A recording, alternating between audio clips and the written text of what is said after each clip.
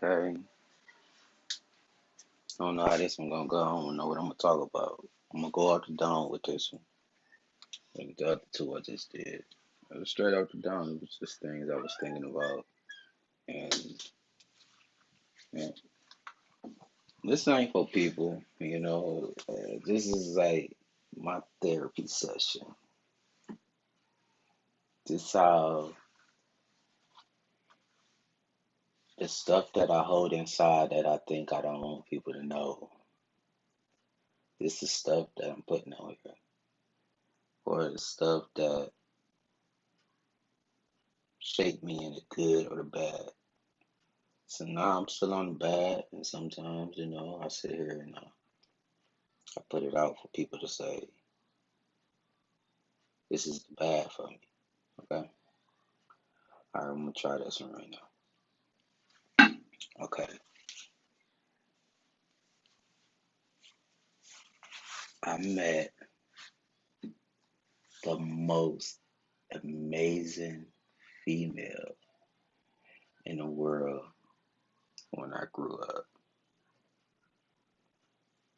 This female did more for me than any female I have ever been around in life.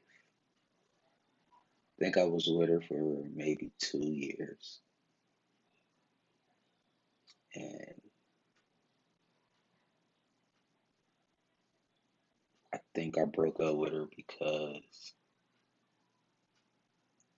of an incident about some money that I couldn't get to the bottom of.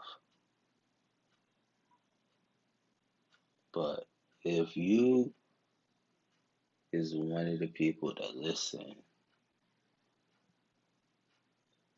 to my story, I'm sorry. I'm sorry that what we had wasn't that important to me at the time. But right after this person left, love have not been the same. For me, I could say love was a journey in itself. Let me tell you how love was funny to me. I started love at the age about 13. First time I ever told a little girl I love her, I was about 13. Um, I used to go over her house every day after school, start skipping school, used to go over there, and I used to be over there doing some things that someone my age should even be thinking about. It's like I thought this girl was shit. You know what I'm saying? The shit. But I still treated her like my little side hoe. Even though I didn't have another hoe. You know how you treat the side hoe. Come over there, dig her down, give her a couple of dollars. But I didn't give her a couple of dollars. I gave her candy because I ain't had no money at the time. Give her a little bit of candy. And you know what I'm saying? We just kicking it. Living life free. And I remember her brother walked in on us. And when her brother walked in on us, he really didn't want to fuck me up though. On some hood shit, he really didn't want to fuck me up. But the nigga put me out the house and told me he seen me around his sister again, he gonna beat the fuck out of me. I run it home. Heart beating her ass in the bitch. But that's when I started, you know what I'm saying? Hey, I was around some players. Some motherfucker that did the gang that made women believe they values ain't shit. Like I've been around niggas that did this. You feel me? And So when I'm around these people, I'm um I'm taking notes. Like you will see out this therapy section that you gonna see me, myself, truly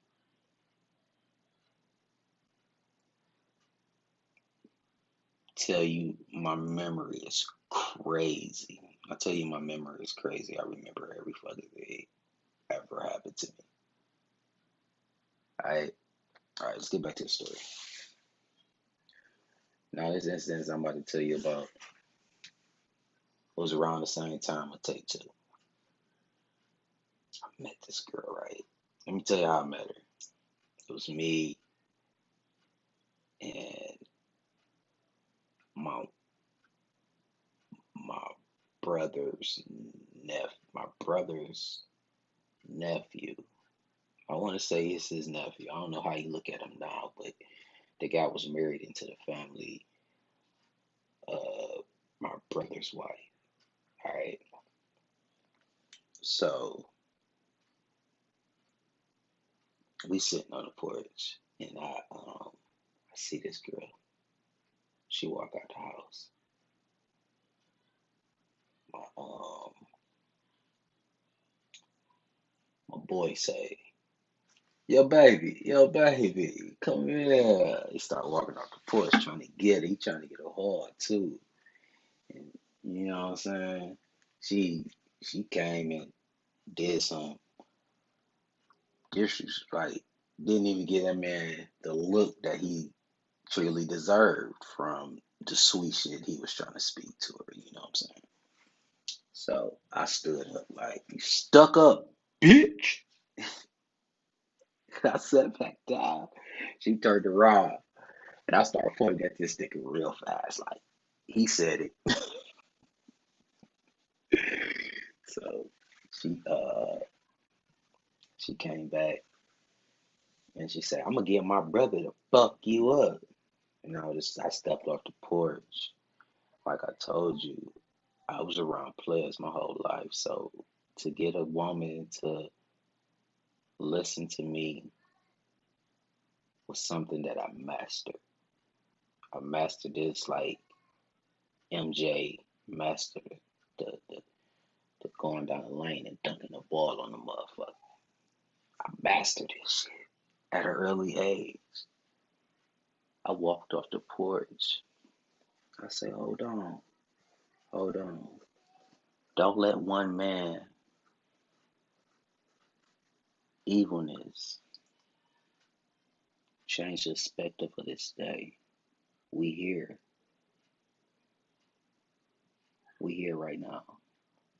Now I'm about to see where you was about to walk to. She said, I'm about to walk to the store. Woo, woo, woo, woo, woo. He said, shit, y'all said, shit, you're not gonna walk by yourself. I walked her to the store. Came back to the house. She really forgot about this nigga called her a bitch, but I called her a bitch. She really forgot all about that shit for real. And walked to the store. She got what she wanted and shit. He even walked with us, I believe. Came back, sat on the porch the whole night talking to her. Cause at this time, I was living at my brother's house for an incident that probably would come into a therapy session one day. But I gotta see, can I get up there? But anyway, I I spent a lot of time over there. And that first time that she was like, cause she was scared. She was truly scared. She still had this little other loser came over and trying to, still be in her life. She had a rough life of her own as well. Like her life wasn't when she do this, she might have a best novel just from the time that when I met her and before some of the stuff that I was still told. But told me it was the first time. Like it was like 3 months. I was working at this pussy hard, nigga. I'm like, God damn, the fuck. And I'm thinking, as as a 16-year-old dude, um, 3 months feel like a whole fucking year. Like I really was around this bitch for a whole year, and she didn't think about giving me none. That's how I was feeling. But she ain't no bitch. Right now, she's like one of the best people I can call right now and talk to, and we have a truly genuine conversation. And she don't care what she's saying, and be a good conversation. But at this time, that's what I called all females. So once we got it in, I got in that motherfucker. Being condom on. Like, you feel me? Jigging in that bitch, and I'm like, okay, I see what we going with. Okay, okay. Pow, pow. You know what I'm saying? I spent a lot of time with this woman. I think I was about 19, 20 the last time I really was in something with her. I was about 19, 20. And I hurt this girl bad. If you ever listen to my therapy section, I'm sorry. I was young, I was dumb. I didn't know the value of the woman that I had sitting next to me. I didn't know the value of the person I had sitting next to me. I don't think she did either. I was out there doing the most. I was I was living through my teacher's eyes. You know what I'm saying? Because I was taught this that I'm doing at this time. I was taught this shit. And when I say I was living through my teacher's eyes, I'm at work hollering at bitches, trying to bring bitches back to the house that me and her lived together. I even put her out while she was pregnant with my daughter. Put her out, dropped her off at the bus stop, told her to go ahead, go home. You know what I'm saying? But shit, this our house, Larry. Why would you? Listen. I don't want you here by yourself like that. I ran the game on it.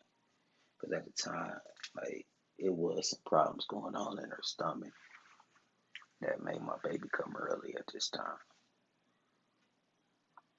And I wasn't even thinking about them. I wasn't really thinking. You feel me? I really wasn't thinking. And I'm thinking, and I'm just doing my dues. I think it was 4 years we was together, maybe 5. Truthfully, I could say bucked around on her at least 2 dozen times.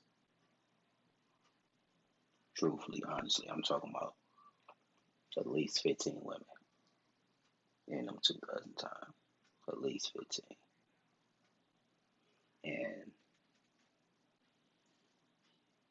I got a call telling me she's in the hospital. And at this time, she was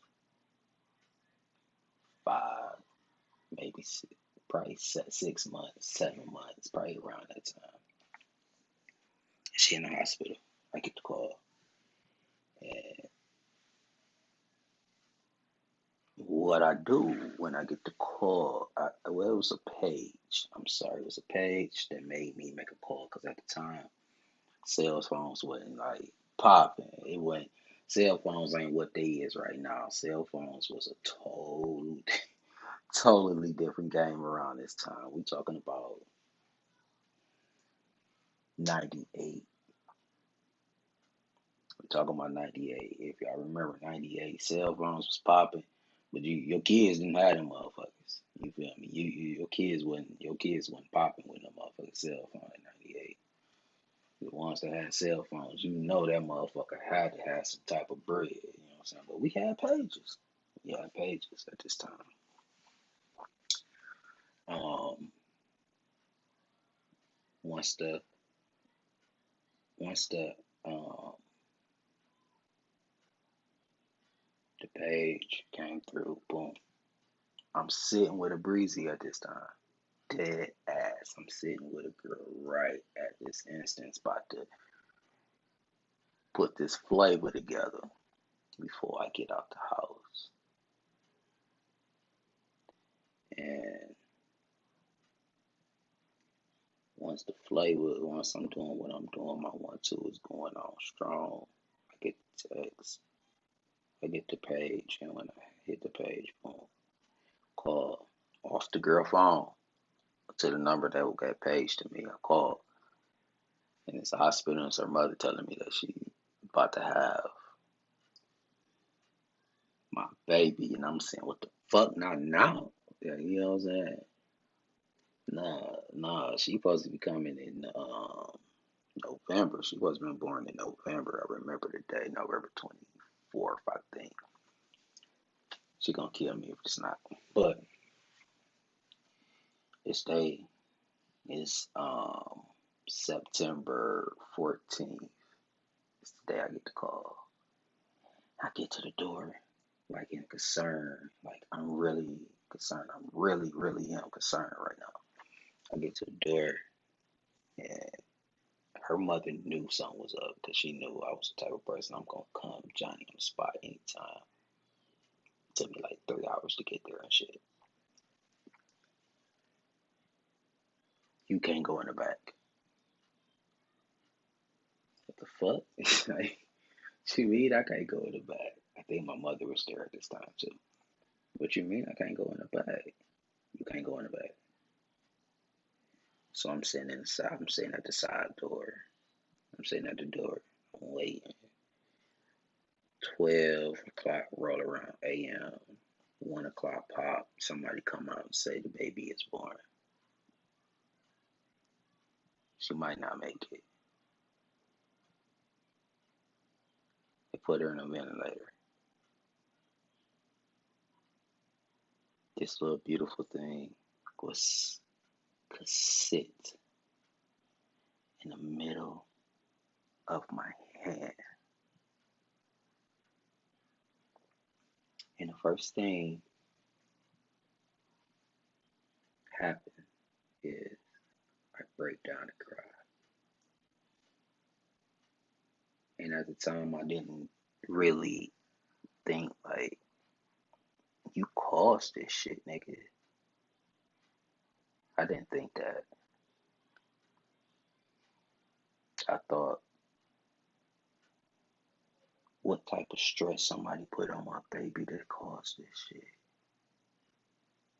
What happened? What somebody do to her? And I never looked back and say, it was you. You was the person that caused pain to a person that you say you love.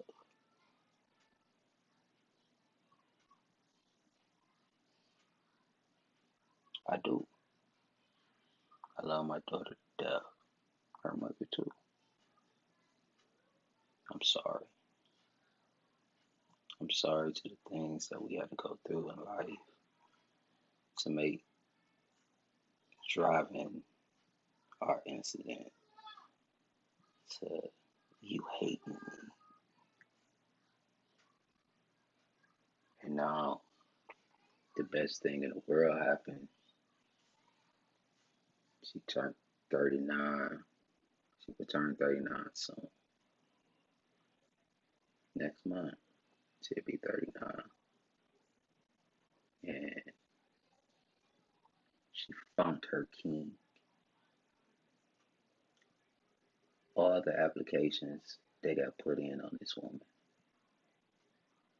You know, when I say applications, I'm talking about men that try to get with her, and men that did get with her, and men that did mistreat her, men that didn't understand the wealth of the girl that they had in front of their face.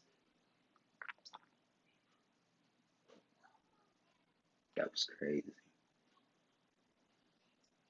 Okay, now we're moving on me and me and this woman had beef problems that she truly, let me tell you how crazy genuine this woman was. She she put hit me onto some game. I'm gonna stay on her for a little bit because she hit me onto some game, right? We arguing on the phone, and at the time, my sister was getting married, and both of us was in her wedding, and they wanted both of us, to walk down the aisle together, and we having rocky problems and shit. So she say, "Yeah, your sister boyfriend, bitch ass, try to talk to me," and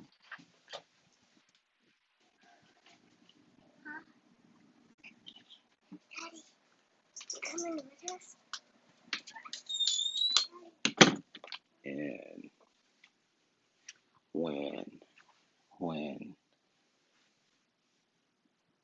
she told me the instant, she's like, "Yeah, this nigga tried to talk to me, and this nigga put said your sister, baby daddy was touching the kids, and when they was touching the kids, this happened, that happened." She put us on game. But that incident right there had us bickering hard because at the time I had to go every day, go pick up my nieces and nephews from daycare because the person that supposed to pick them up, the fiance, couldn't. So once the fiance couldn't, I had to, or my brother had to, and she was trying to tell me like, "No, nigga, don't go up there and get the kids no more. If you don't believe what I'm saying, stay home and tell that nigga he gotta go get the kids. Tell him you gotta go to your job or something. You can't go do it." And I'm like, "No, I can't do no shit like that, cause my." And then one day I said, I can't tell my sister, "Yeah, I can't go get the kids." She came to me enraged. "I need you to go get the kids because V can't go get them motherfuckers no more because if he went to go get them, it'd be some trouble." And then I'm just thinking to myself, like, what the fuck? Because at the time I had braids in my head and she wanted me to cut my braids for the wedding. I was pissed as fuck. Like, that's another story. But so I'm like, I didn't go. One time my brother was at work for real. I wasn't. I was sitting at the house. I was just kicking it. You feel me? So she's telling me the story. So one day I told my mother, like it was eating the fuck out of me. I ain't want to tell nobody because I ain't want to be the one to put some shit out in the street that wasn't real. But what happened was I had I had a flash. I don't know if it was like some type of spirit or something talking to me and shit. And it came to me in details. This shit happened to me a lot. It came to me in details what happened with this man and my kid and my nieces. Details like like I seen the picture type shit. And once once that happened, once I seen the picture and and I went to my mother and I told my mother. So my mother was like, "How you know this?" I'm like, some crazy way. Like Catherine knew, like truthfully. she knew it happened. You know what I'm saying? Like, she ran down the story on me. So check it out. I told my mother that day, right? The next day, Catherine and her family popped up over my house. And we thinking it was some shit about me, right, and her. And we was about to have to get it down because of that. Because couple of days before, she had people that lived down the street that we got into it with. So we all thinking, everybody in my family thinking that's the reason we about to get down with these niggas right now, but that's not the truth. The truth is the reason we was about to get down with him is because of what he did with these kids. She wanted to fight my sister because my sister was still fucking with the same nigga that did this to her kids. Like, still let this nigga live in the house. Still let this nigga watch the same kids that he hurt. You understand what I'm saying? So she wanted to get even with this shit. Like, bitch, I'm gonna kill you right now. You feel what I'm saying? Jumping on a car. Bring your bitch ass out here. Bring your bitch. And she jumping on this car for a reason. Cause like she knew this bucket was yours, nigga. You don't have to come fight. So he came out downstairs to go square up with one of the niggas and shit. Come to find out, he dipped off because when a brother he swung on a brother, he connected back. The brother swung back, he dipped it, and he seen it was four other motherfuckers about to come jump on this nigga. He started running down the street and shit. So that incident happened. She's a fucking hero, man. She's a fucking hero. She started a movement that she didn't even know she started a movement to get this animal, this creep, this bitch, this lame ass nigga put in jail.